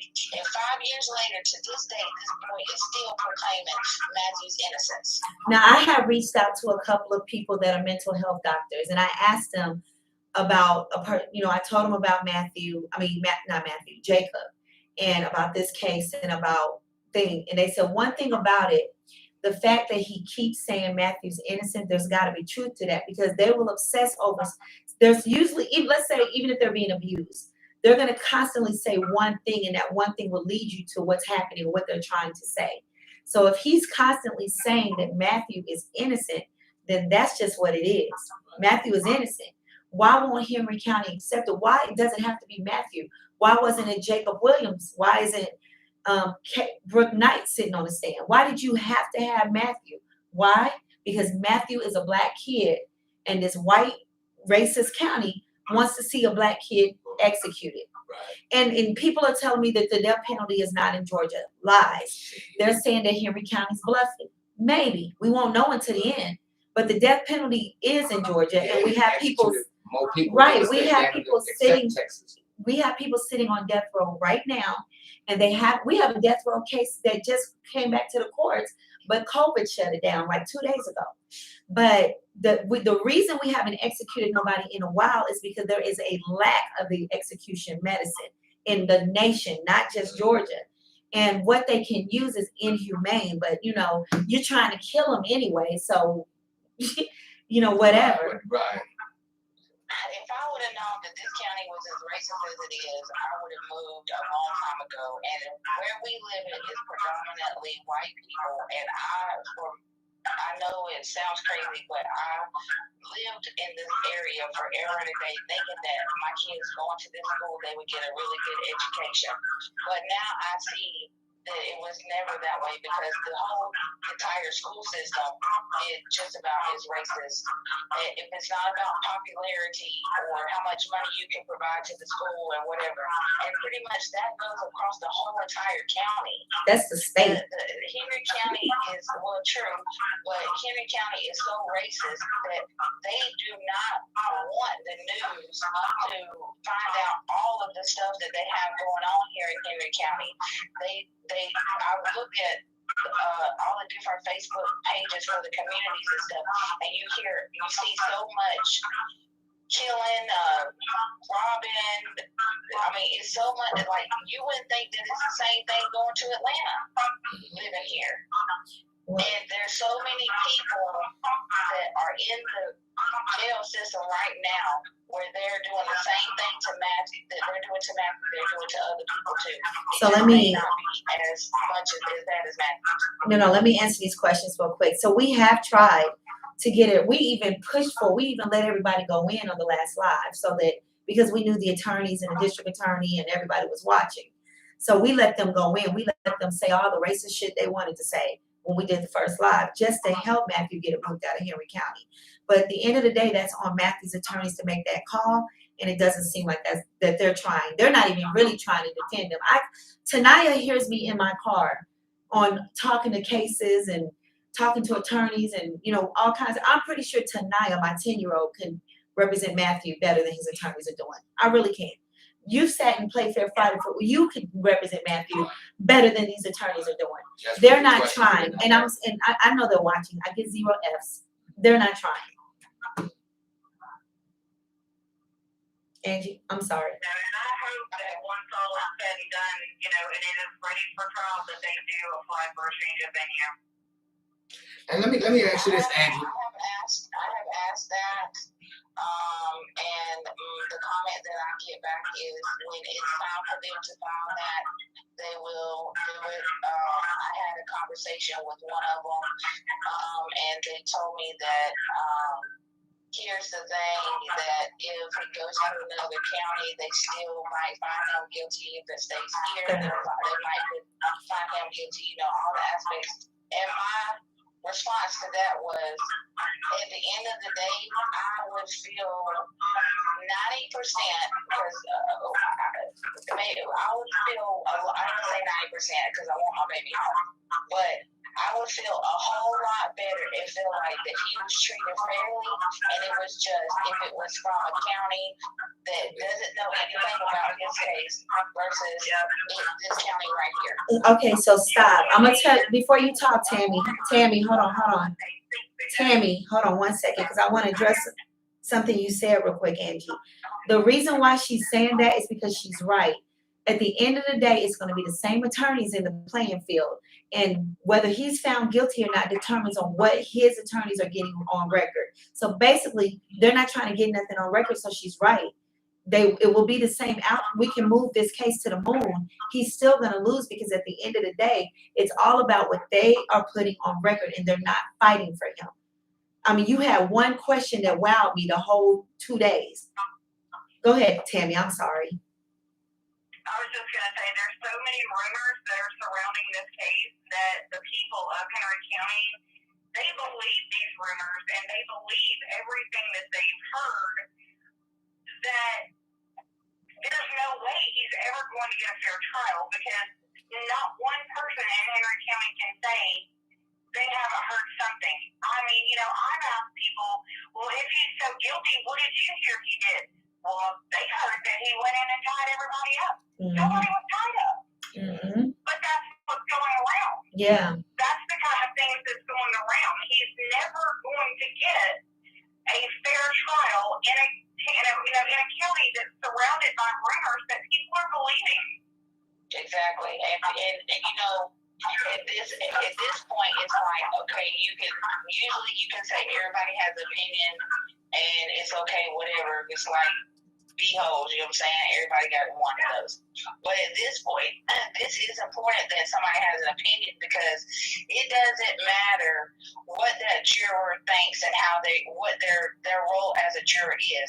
They can still go in there and they can lie and say, no, they never heard anything about the case, and heard every freaking thing about the case. They can say they have no ties to any victim that was in a part of this case, and they can be the victim's dad's uncle, cousin, whatever, all the way down the line, and just so they can get on there just to say guilty, just because in their mind they still believe somewhere along the line he's guilty of something. So if it doesn't get moved out of Henry County, it doesn't matter if we have the top paying lawyer, he's not going to get a fair trial. Period. Well, the only thing is, like I said, even if that happens, the appeal, he can get off as long as them attorneys do their job the right way. So even if you get in front of a racist jury of Henry County and all the evidence show he's innocent and he was on Mars when he was shooting all these people, and they still say guilty, when the appeals court see it, he's instantly getting up out of there. But the appeal can only appeal what is in the trial. And I have invited everyone to look this up, so you're not taking, no, I'm not an attorney. No, I don't represent people in court. I just picked the book up and I read the book. You can Google this. You can Google rules of appellate court, and everything that's coming out my mouth, you're going to see. And if that's not good enough, get the Georgia statute code and book, get the Oklahoma, the Texas, wherever you live, get the book and let it tell you what appeals mean. It all matters what is being said in trial. And if they take out all your evidence and your attorney ain't saying nothing and you can't even defend yourself, this is how these people get stuck in prison for decades. And what provoked me to look this up was all these people sitting 20 and 30 and 40 years, and they say, oh, my judge was racist, or I had an all racist jury. But then but when you went to the appeals court, you did not have that same judge, and you didn't even have a jury. So why are you still in prison? And this is how I found this information out. Because in that trial, your attorney effed you all the way down the board. They didn't do their job. And then if that's the case, then y'all need to look on your loved ones, get their documents, and read the trial again. Read how many arguments your attorney said.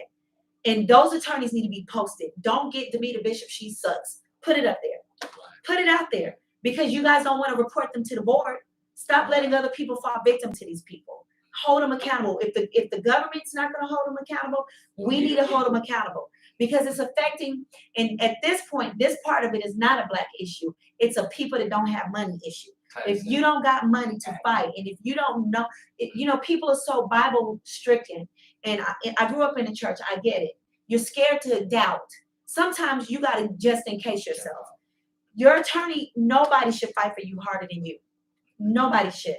So when your attorney's researching that case, you need to be reading laws too. Get proof. Don't let that attorney say, well, the DA said this. I need to see the email that the DA said that. I need a copy of it ASAP. Because I don't care if you paid or the courts paid or I paid. Whoever paid for that attorney works for you. You don't work for your attorney. Your attorney do what you say, not you do what that attorney say. So let me ask you this, Demeter. With where the case is now, is anybody allowed to talk? Like, is Matthew allowed to speak on his behalf? Because I remember you keep saying, get it on record. Is that woman still there? Yeah, the stenographer is in there at all times. From the first day, from the arraignment on down, there is a stenographer. When you go to traffic court, Right. there's a So stenographer. if anybody says something, No, it has to be the attorneys or Matthew or one of the witnesses. If you are not, I can't just stand up in court and say, what about this? They will escort me in handcuffs out the court. That's how you get held in contempt. Okay. But Matthew has to open. You from coming back to the courtroom because they didn't even want us to accept the last time we was in court. Oh no, let me tell you about that though. I was trying to type the motion in my phone because on that day I forgot my pen and paper. And first of all, it was a Black bailiff or whatever watching me. And then the police stood behind me. And all I did was put 73A, or whatever the motion was they filed. Put your phone down. But this week, my phone was sitting way over there. And I had my book and pencil, but the whole courtroom was, and nobody said nothing. No. Nobody said nothing. But when I picked my pen and paper up, Darius Padilla acted like he had to pee a couple of times, and the police came by. Like, what you think I'm gonna do? I got a bomb in a pen? Right. Like, what are you looking for? Like, what are you looking for? They want to see what I'm writing. So I showed them. I held my paper up and I wrote it again so you can see, like, if you can read my chicken scratch, this is what it say. And that's a perfect example that they see you're fighting harder than everybody else in that courtroom for Matthew. Right. But they work for the same system, so they're not going to go against the system. But I personally feel like they're in Matthew's head right now because that's what his mom said. Matthew said it's going to be okay. I need to know did God come into your cell and say, don't even worry about it, I got you. Then I'll be like, all right, we good. But if they said something, no. I ain't trying to hear that. No. Yeah. Fight back. You better fight back. You better open your mouth. Yeah. Like, I mean, this part is important, but it is important because if Matthew says, luckily the judge did not allow them to suppress that evidence. But if Matthew was to say, you just took out my innocence, it's on record and we saw what part of the innocence he took out, now we can look at it. Right. But if Matthew just... From what I gathered, I did speak with them, and they did tell me that yes, they did ask us to suppress his statement. And when I spoke with Matthew, he can't talk a lot on the phone because they record every conversation, and so whatever they discussed with him, he did not tell me. He just said, chill, Mom, it's going to be okay. And I'm like, Matthew, but you don't understand. Like, I know what the definition of suppress means. So listen to what I'm asking you. And I asked him the question. I said, if they suppress this, Matthew, this means this is what proves your innocence. And he said, Mom, it's live. It is on YouTube. Everybody can see it. Right. But Angie, let me say this to you. When you're careful what you say on the record, like when you're on those monitor phones, it's only things incriminating yourself. Y'all don't have to be scared to defend yourself on the record. It's only if you know Matthew got dope on him or there's something that Matthew that can incriminate him. You don't have to be scared to say, Mom, there's not that's not something that when they say be careful what you're saying, that's if you're guilty and you got something that can come out that could add more time. But if Matthew gets on there and says, Mom, I don't know what suppress means, and you said suppress means things are taken out for, they're not gonna. How can that hurt him? That can't hurt him. Right, that's So you have to. From what I gathered, I think the judge denied it. No, he And didn't. I think He didn't he deny did it. deny it. Oh, I'm sorry. You're right. My brain died. Okay, so You're right. He did not allow them to do it. yeah, so I think maybe I guess they did that for a reason, just to throw the DA off, maybe possibly. I don't know. But I'm glad that the judge denied the motion to not suppress it because it proves his innocence. See, the perfect example. Remember when I called you and I said on the first day, first the prosecutor gets up and she has this tape that we're on the edge of our seat waiting to hear this tape because she made it sound like Matthew is dangerous and he needs to be watched. He's rude. He's disrespectful. And then they started talking about you, and they was like, and then his attorney goes, you can't hold his mom accountable for things she says. Don't blame Matthew for what his mom says. And I'm like, oh shit, what is on this tape? And then they're arguing for 20 whole minutes, holding up the court. And the judge had to intervene and make them play the tape. So everybody looks at me again. And now at this point, I'm nervous, like, damn, I'm defending this kid. What we about to hear on this tape? right. The tape come on, and it's just Angie like, oh, that's a good girl over there. And Matthew, what time they say the chicken gonna be ready? And what happened? Why is all these people in my yard? And she doesn't even know anybody's dead yet. Mm. Matthew knows, but he's not really saying that. He's just like, Mama, watch the news. And she's like, okay, what am I don't even like to watch the news, but I'm gonna have to watch the news. Like the conversation is so innocent, Right. but the way they were saying it, I was like, I know everybody that's listening in. It's like, see, Demeter, there you go believing shit. Mm-hmm. And then we heard it and my phone just starts lighting up, like all this for that. Like we could have got so much more in this day, but they just made it seem like Matthew really said something terrible. And then the prosecutor goes, I stand corrected. Because she made it seem like Matthew was so rude. Wow. And he was She was trying to say that he corrected me in something, but he didn't correct me. The only thing that he was doing was, he didn't interrupt me. I'm sorry. right. He did not interrupt me in a hateful type of way. No. The only thing he was correcting me to the detective that was asking me a question and I wasn't clear on, and he just corrected what I was saying. That Right. was it. And another thing that I also too I want to tell everybody. Throughout the whole first part of the session and everything, the questions that they were asking was he handcuffed? Was he tied? Was he this? Was he that? Was he hanging from here? Was he this? Blah, blah, blah, whatever. All those questions, I know that they had to get to a point to say that basically Matthew was free to leave if he wanted to, but in the same sense, it's retarded because I clearly remember that day.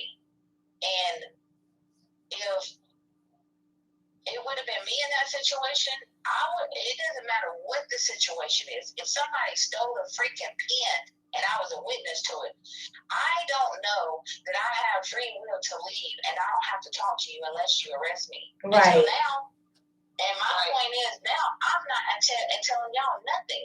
I don't care if I see something, I'm not reporting it. Well, here's the I don't know what thing. that is, I don't know this, I don't know none of that. Now So, let me clear up what you said about the first part. Not clear up. I want to go back. So if you are going through the court process, what Angie just brought up is a great point. That part when they were breaking down the police department, what was your job? Did you have on a badge? Did you come in an unmarked car? Was your car unmarked? Were the sirens on and the horn on when you came through? Did you shut it off and only use the blue lights? That's That what was we're asking? yes, but there's a reason. Anything that they did wrong helps you in court. Okay. So you pay attention if you're ever arrested to, do they have their badge on? Were the lights on? When they entered into your neighborhood, they should have turned the siren off. The lights can still be on because they have to let people know that to stay back, that they got something important going on. All that helps you fight. Were you handcuffed? Why did you handcuff them? The only reason why they were allowed to handcuff everybody in Matthew's yard was because it was a triple homicide and they did not know who is who. The police that pull up are not supposed to interrogate you. They can handcuff you, and then when the detectives come, it's over to them. So then they went into when Matthew went to, how did he get to the office? Was he handcuffed? Jacob Williams was handcuffed, but their excuse was the name Jacob. He said his last name was Williams. Maybe he was really Koski. Okay, so you might get a pass on that. But Jacob Williams can fight that because I was not under arrest. I was not Jacob Koski, and you handcuffed me to take me to my interrogation. The second thing they said. Not to mention, the reason why he could argue that he could fight that is because when they were at my house that morning, I heard it come over the radio.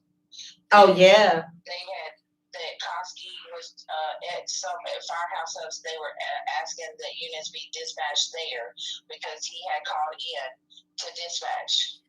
Thank you for bringing that up. That they didn't. That's another thing that they have. They're not clearly on this. The 911 tape. I heard the 911 tape from him when he called in. He called 911 and said, "My mom said that the police wants to talk to me and my sister." Now, clearly, and the sad thing is when you hear his voice and when he's talking, he sounded like he was like 6 or 7 years old when he was speaking. Like he really did not understand that him calling to 911 was what he was not supposed to do, that he should have just went to the police station. Like that right there broke my heart just listening to him talk because he clearly did not have no clue. Now you're talking, to correct you so people understand, you're talking about Koski, not Matthew. Yeah, Koski, she's talking about Koski. But before you go on to that, going back to Matthew, because Tammy, I asked you and I asked Angie and Kaylin, would it be fair to say he was 18 at the time? What 18-year-old knows that when the police say come to question, they don't have to? Unless their parents taught them. You know what? I will rephrase that because if you can ask my 9-year-old right now, what do you do if the police ask you to come talk to them and she'll say get an attorney? But when I was 18, I didn't know that. My 9-year-old won't tell you get an attorney.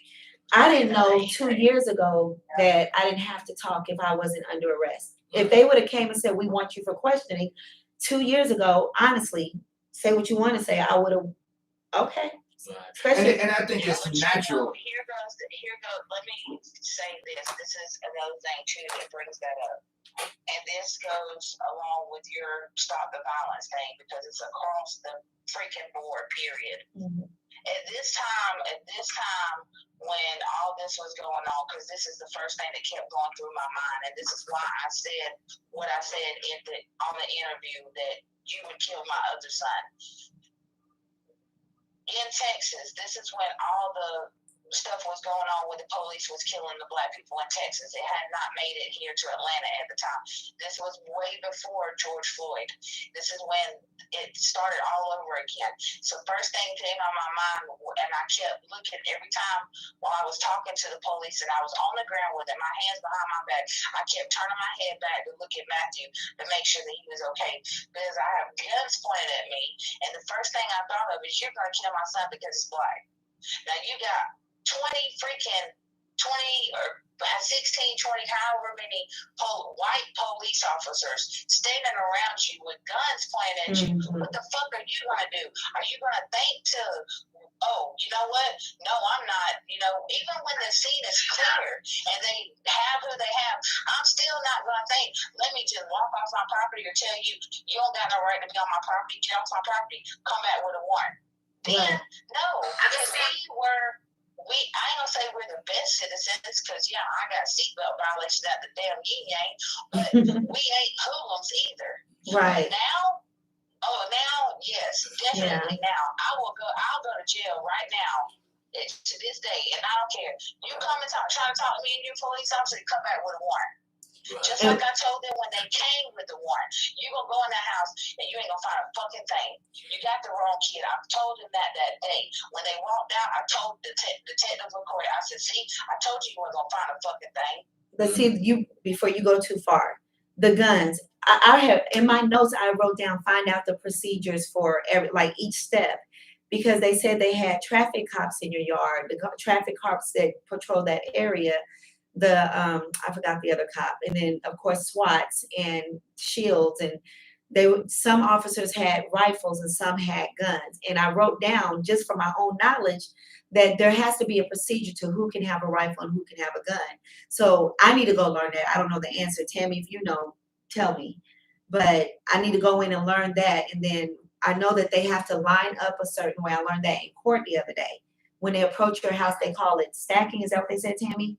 And they have to walk in a line with the guns drawn to your house, but they can't just start shooting unless shots come at them first. I did know that. They have to They didn't do that. They had some hiding on both sides of the house just to make sure wasn't nobody coming out. No, that's fine. They can do that. They can do that, but the people approaching has to be lined up. They never, when they were walking up the driveway, they didn't come like that because the only reason when I walked out the house, I started walking down the driveway. And that's when I seen all the cars. And then I got halfway down the driveway and I kept asking them, can I help you? What are you doing? They asked me, what's my name? I told them. They asked me, do I live here? Yes, I do. Do I own this house? No, I rent it. You know, all these questions they were asking me, I answered them. And I kept saying, why are you here? Why? Who are you looking for? What are you doing here? I kept asking them that. Next thing I know, when I got about halfway down my driveway, that's when I heard click, click, and all of these guns were pointed at me. Wow. And I had no weapon in my hands.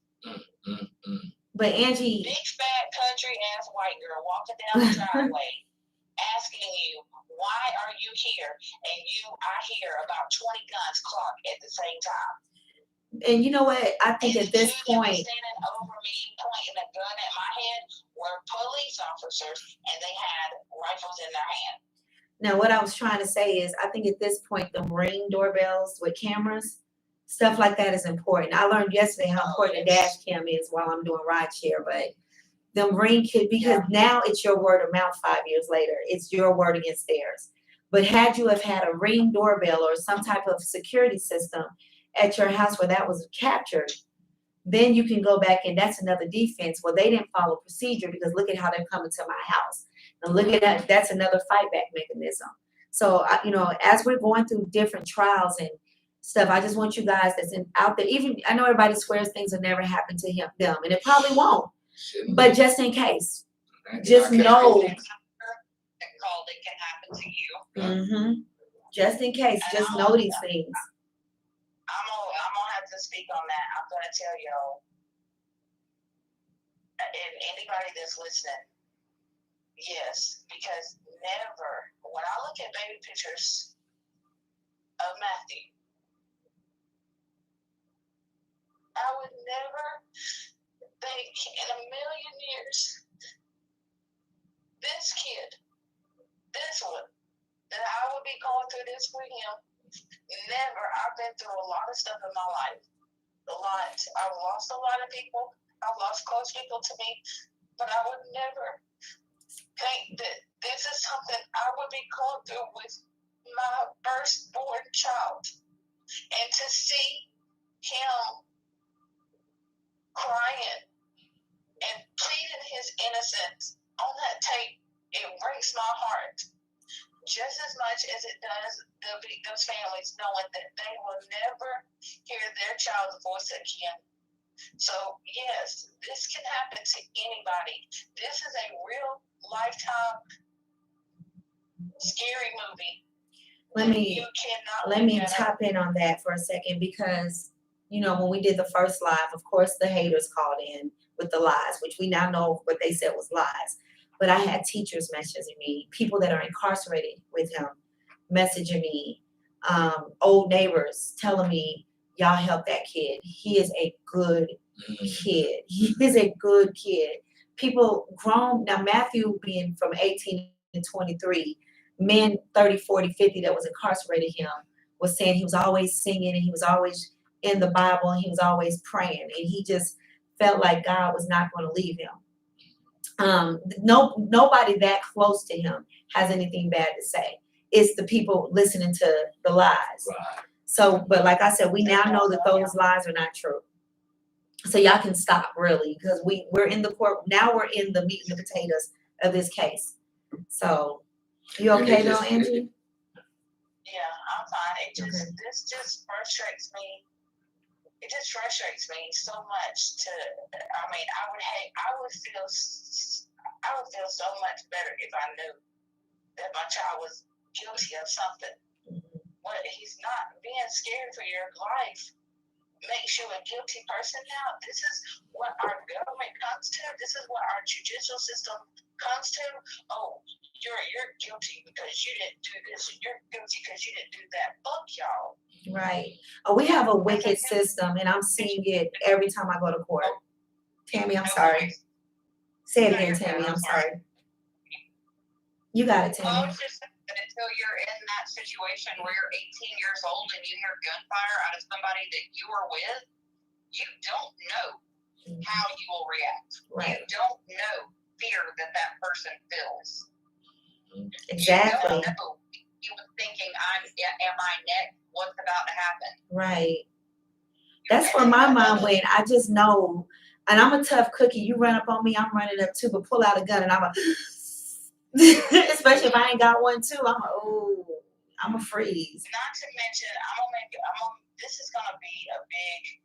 this is a big situation. I can't think what I'm trying to say, but not only that, think about it. You can ask anybody, Davida, you can say this for yourself. Anybody that you're helping, or anybody that you know that has been incarcerated, usually after a year and 6 months to 2 years after a person has been incarcerated, if they are guilty of anything, they end up breaking and they say, okay, you know what? Yeah, I'm guilty. Just give me whatever, because they want to go ahead. They don't like the situation they're in. They want to get out of where they're at. Just go ahead and get their time started and be done with it. 5 years that my baby has sat in a county nasty jail and has proclaimed his innocence and is willing to go to trial and lose everything. Well, Angie, let me stop you for a second, because Tammy and I are going to tell you something. Sometimes a guilty person, an innocent person, will take a plea after 2 years because they're tired. They're mentally tired. So it's not always somebody saying they're guilty. It's sometimes they're saying they're guilty because if I take the plea, I just got to do 3 more years and I can go home to my family. They don't always really be guilty. It's just, and that shows how mentally strong Matthew is. But then this is the death penalty. If they're going to kill me. And let me say this. Now that I'm listening to you ladies, him saying God has him, you've taught him a certain level of spirituality. Oh, yes. Yeah, people don't go to jail and learn about God. I mean, they do. But No. of them, That's all, Mama. Let me tell you, Angie has called me in the middle of me being upset about another case or even my own life situation. And when we get off that phone, Angie prays, whether I want to or not. There's been times I was so angry I didn't feel like praying. Right. And she'll say, okay, I'm going to do it for you. Then, Father God, whatever got her so mad. And we've never had this conversation No. about her. But he's a Never. reflection of her. I raised them in church since they were little, all of them. We used to be members of a church here in Henry County, and when we were going to that church, the only youth kids at that time that was in the church was my kids, and all of them started bringing their friends from school, middle school up to high school, even high school, even the boys on the basketball team, all of them. I even remember one time, now this is just how it's silly, and you're probably going to be mad at me if you see this, but JD, we stopped at the QT one night, and the church we went to gave out free T-shirts and a dinner your first time as a guest. And you had a coupon that you would give them to invite them so that it will remind them. And on that coupon, it told you get a free T-shirt and a free dinner that night, because every Thursday night they had dinner. JD gave it to the man in the bathroom. The man was in there peeing in the bathroom, and JD said, "Hey, once you come to my church, I see you ride a bike." Wow. Those God was instilled in them from little. And the Bible says, raise a child as they should go up in church, and they will not depart from the Lord. Right. And that's true. And I mean, think about your own life. I grew up in the church too. My parents were deacon and deaconesses of the church. And I done went into clubs and all kinds, when you get away from mom and daddy, you do you. But the God never left me. Even when I tried, a lot of us had that phase where, when I got kicked out the house after getting pregnant with my first pregnancy, and then everybody, friends, family, everybody turned their back. I just thought I was pushing God away. So I said, I'm not praying, I'm not in church, I'm not doing nothing. I was mad. Right. And then I've even had my kids do that. You know, they grow up and now they're learning the world. And it's like, I don't know what I am. I'm not saying I'm a Christian and I'm not saying this. But we always end up coming back to what we know. That's it. So that's true. You're right. We do. Let me hold on real quick. We have to wrap this up because you have another show coming behind us. Oh, no, we good. We good? Okay. Well, I do have to get my child in a minute, but we got about 10 more minutes and then we have to go because I have to go get Tanaya. I'm gonna say this really quick.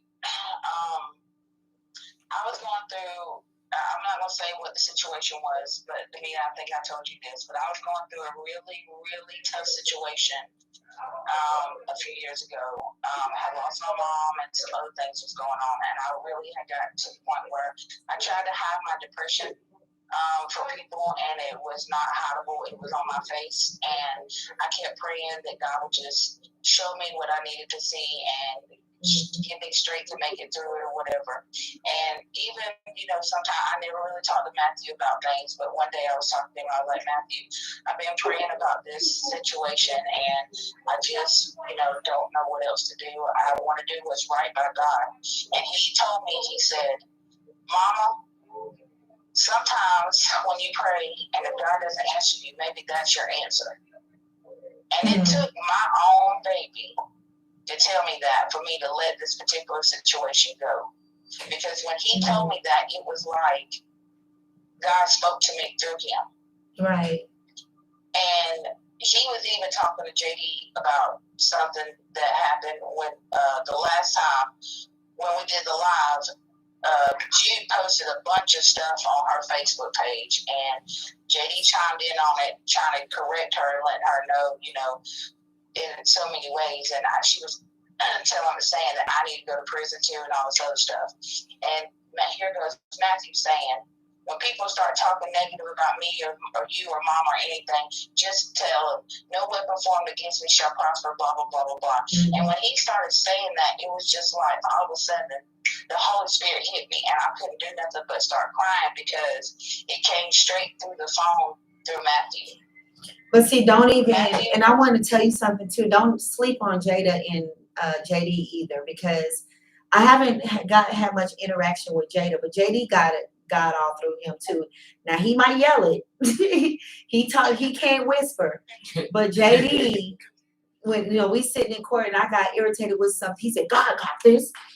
It's okay, Demetri. God got this." And he reminds me of my son Demetri, and I was like, child, you can't even whisper. You can't even. I know never to gossip with you because you would get us both in trouble. But there was, he couldn't hold his emotion in the courtroom. Like I don't even remember what they said. JD said, "Do what?" But when we walked out and we were standing in the courtyard, God was talking through JD. You just have to listen to it. You have to ignore that he's yelling and just hear what's coming out of his mouth. So, like I said, and I'm sure Jada's the same way. I just haven't had much interaction with Jada. But JD was the same one. Some of his poetry with you, because his poetry, man, I'm telling you, that poetry will get you. I believe it. Now he gonna yell it to you. He's DMX. That's who he is. DMX. He's the light skinned DMX. Okay. Yes. JD will be like, "God said, come look man." And I just said, "No, and I said, "Fine." Like, "Ooh, should I shoot? Should I run, JD? What's about to happen?" But if you listen to him, if you just pay attention to what he's saying, the most spiritual stuff comes out of his mouth. So you did an awesome job with your children, and your kids are like mine. They get on our nerves, but the rest of the world will tell you some powerful things about your kids. So yes, my kids are the same way. I got my son Demetri and my daughter Deja. When it's me and them, it's World War III. But the rest of the world will come and tell me things. I'm like, Demetri? Right. My child did that? Right. Okay. But you did an amazing job. And Tammy, before we close this out, Tammy, you got anything else you want to add to this? Yeah, I just want to, say, as hard as it is right now, and I mean, I can't imagine. I've never had a family member who has been wrongfully imprisoned, but I have worked in wrongful convictions for years and years and years, and it really does not ever get any better. But one thing that all of the people I've worked with have continued to say, so I would ask that you pass this on, along to Matthew as well, is, don't drink the poison. Don't get better or get bitter, get better. Don't hate the people who put you where you are, because the only person that affects is you, and the only person that it brings down is you. Right. And you have to be the positive force in this. You have to keep going. Adam, and I'm mentioning Adam because I'm at his house in Tennessee right now, but I'm mentioning him because every day that I would talk to him while he was in prison, for the 13 years he was in prison for the murder that he didn't commit, I would say, "How are you today, Adam?" And he'd say, "Well, I'm having the best day of my life." And Adam was really in the ministry when he went into prison, and instead of becoming the minister that he wanted to, he just picked it up while he was in prison, and he changed lives. And I tell him all the time, I don't know anyone who can go to prison for a crime they did not commit and make it the best experience of your life. And he says, "Because I didn't drink the poison." Tell Matthew not to drink the poison. Stay positive. And he does, and he does, and he corrects me sometimes. And Adam did to me, and he would say, "Sis, you can't think like that." And it used to always baffle me. How are you bringing me up?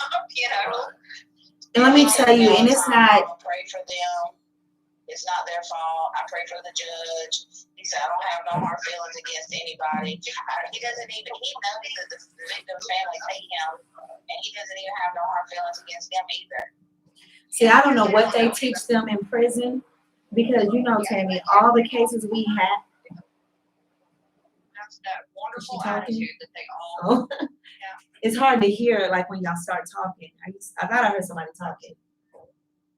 You're good. Go ahead. No, you go. It's hard when you guys start talking. That's why I talk over you, because it's hard to hear that you're talking. And I was just, just kind of piggybacking off of you, that's what we hear over and over is that positive attitude. Yeah. And that's the winner in them. And that's what is going to bring him home. Right. That is. Well, he's definitely a fighter. I'm a fighter. I had COVID 2 years ago, and when I had it, they didn't even know it was COVID. And I was in the hospital for a month, and I remember him. I was telling him, he was on the phone with my sister, and he was like, that was the first time I heard him not be positive about nothing and really break down about something. And I heard him, because I didn't barely talk, and he was like, "Well, whatever you do, please don't let my mama die." And to hear those words, I was like, okay, you know what? Whatever this is that I got going on, I got to fight through this. Mm-hmm. If I can fight through cancer, I can fight through this. Yeah. Yep. Oh, Lord. I just want to thank you, Angie. Angie, I want to thank you. I want to thank you for being a strong mama, though, because, I've met some riders of mamas, and I've met some mamas that sit at home and what happened, but you have not missed a beat, and you have been there, and they can call you loudmouth mama. You keep being loudmouth mama, and you keep fighting on this end because he's fighting on the inside. You keep doing that. I love it when I see any family member or even a friend, even if you're just that person's friend. I love it when I see that somebody got their back, because there's 2.5 million prisoners, and when Tammy and I go to rallies, you might see 7 families, and that state might have, or that city might have, 1,000 prisoners, but only 7 family members showed up. Or, you go in the courtroom, a lot of times I am in the courtroom by myself with no family. When Iz had court, his family filled it up. And, your family comes and goes, like, because if it's a 2-day thing, we can't miss 2 days of work. That first day it's an army, and the next day it might just be these 3. But we have Zoom meetings, and we're catching each other up. We have a page where we're coming in, what happened, and then the links, like the Henry County Census, a blessing. And they actually get on. Every time we do a podcast, they're sharing it, they're on it. I mean, the moment I put Matthew's post up, like 5 minutes later, it had 27 shares in 5 minutes. So his family is on it. Like Tammy might say, "Hey, Demita, put a post up." Soon as or whoever sees it first, Demita put a post up. and it's shared. If every family would do that, Right. oh my God, we could probably crack this criminal justice system. Right. That's true. But we're talking about this case. If y'all don't feel that this is a Black Lives Matter situation, I don't know what else. It's obvious now. I mean, I wrote this out with y'all. Y'all wanted proof. We are in the motions reading. We are hearing what they know. And so far, we like Tammy said, there was no rope. He didn't kill nobody. He didn't shoot nobody. No. He didn't have no gunpowder on him, no Right. blood on his clothes. The shirt, okay. The black sweatshirt, they said that the kid said he had all black on. Prove it. And Matthew said, well, I had a black sweatshirt or hoodie, whatever it was, but I didn't have it all black. My theory is if Matthew did that, why would he admit to that shirt? Right. If you knew. Well, you know what? For round 2 or 3 of this or whatever, I will allow his sister to tell you what he had on as far as his pants, because I asked her the other day when we were discussing what happened in court. She said he had on shorts. What kind of shirt did he have on though? I didn't ask her all that. Yeah, because it was a black sweatshirt. What's the question? Because I remember like a month ago you said that his attorney told you that it was the accessory clause in a black sweatshirt is holding him. But test the damn shirt so we can see if it's DNA in Yeah, that it's shirt. 5 years. I mean, testing, like that's why I said it's not gonna. When Kayla said they didn't test the gun, how long? From what I gathered, I think that they did test that black. Not for sweatshirt, his and DNA. everything was not on it. Okay, they just said the only thing that they said in court was that he confessed that it was that he had a black shirt. I didn't hear them say anything else about it on it but the blood. But we'll see. We shall see. Hopefully this spreads and other activists jump on board. Like I said, if you worried about me, guess what? I'm brokety broke. I didn't get paid for this. I'm not famous. They still don't know my name. So if that's all that's keeping you from helping Matthew, I will back up and I will sit way over there and you talk. But whoever can add anything to this, even if it's just sharing a post or inviting his mother on to talk on your podcast, get some t-shirts in your state, get this known so we can help this baby. We don't need for him to be Julius Jones, who got an execution date of the 28th. Tammy and I are going to Oklahoma on the day that they, hopefully not, but me and Tammy know how this goes. You know, every activist in the world is going to be out there trying to stop it, and usually it still go down. Because So, we need them before then. we need to stop it before it gets to that. So we're here now. We're in the beginning. So let's stop it before he gets convicted. Let's not wait 20 years for somebody to say, wait a minute, this kid is innocent, and now we're trying to beg them not to kill him. Let's stop it now. Free Matthew t-shirts, King Matthew t-shirts, Whatever. Mugs, tattoos. T-shirts. Oh, them are out. Them are out. Team Julia's been going hard, but yes. I'm gonna go ahead and wrap this up now. But Tammy and Angie, you surprised me. I wasn't expecting you, but thank you. Thank you guys for calling in. If you ever need anything where you can't get the meeting, call me. Yes. I'll stay on her all day long. I'll do that. You want to give your phone number or post your phone number to this live, or even just go to Facebook, Tammy Capps, TAMMIE Capps, CAPPS, and shoot her the messages. Shoot all the messages to her, because y'all blowing me up. I wake up to 1,000 messages a day. Really, not no cap. Really. And then they be like, you ain't answering me. I'm still on message 20. I'm still on message 20. I'm like, hold on. But thank you, ladies, we gotta get Demita a laptop, because all these cases that she's telling me about and stuff like that. I got one now thanks to my baby Dominique Bishop. Because I go to school next month for a paralegal. So I got one now. Oh, right. Yeah. Chucky. Yeah, I'm big time now. But thank you too for calling in. We're gonna go ahead and cut the show down. You two have a good day, and I will call y'all or call me later on. All right, thank you. I'm glad you're feeling better. Oh, thank you, sweetie. Yes, thank you, P. You're welcome. And you stay strong, sweetie. All right, we send y'all love with you. All right, thank you. Bye-bye. And you are feeling better now.